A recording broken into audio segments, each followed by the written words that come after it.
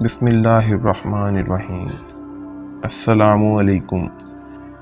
بادشاہ ہارون الرشید کے سامنے ایک باغی کو ہتھ کڑیوں میں پیش کیا گیا۔ یہ ایک خطرناک شخص تھا۔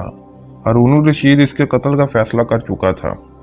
قتل کا حکم دینے سے پہلے ہارون الرشید نے غضبناک آواز میں باغی سے پوچھا، اب تیرے ساتھ کیا سلوک کیا جائے؟ اس نے بے خوف ہو کر کہا، وہی سلوک جو کل اللہ آپ کے ساتھ کرے گا۔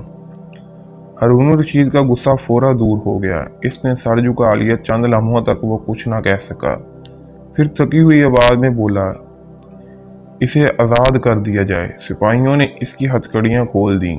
باغی دربار سے چلا گیا۔ درباریوں میں سے کسی نے ہارون الرشید سے کہا، امیر المومنین، یہ آپ نے کیا کیا؟ باغی کا ایک جملہ سن کر اسے آزاد کر دیا۔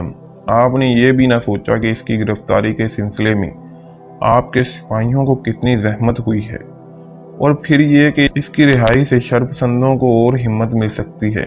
یہ سن کر ہارون الرشید نے بے ساختہ حکم دیا، باغی کو گرفتار کر لایا جائے۔ باغی کو دوبارہ ہتھ کڑیوں میں اس کے سامنے پیش کیا گیا۔ اس نے دربار میں آتے ہی کہا، حضور، میرے بارے میں دوسروں کی رائے پر کان نہ دھریں۔ اگر اللہ آپ کے بارے میں دوسروں کی رائے سنتے تو آپ ایک لمحے کے لیے بھی خلیفہ نہیں رہ سکتے۔ ہارون الرشید نے یہ سن کر اسے دوبارہ آزاد کر دیا۔